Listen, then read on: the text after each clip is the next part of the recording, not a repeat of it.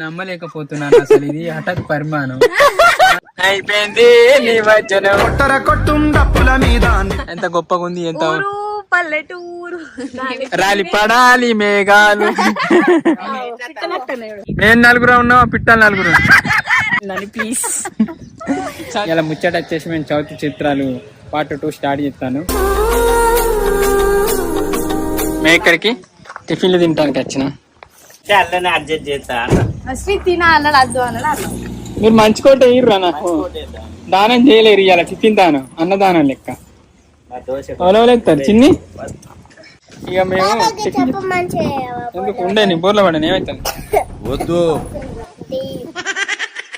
అదవలికే ఏ నాకెందుకని సరిపడి తీసు బరోబరే కానీ నీకే ఎక్కువ పోరి.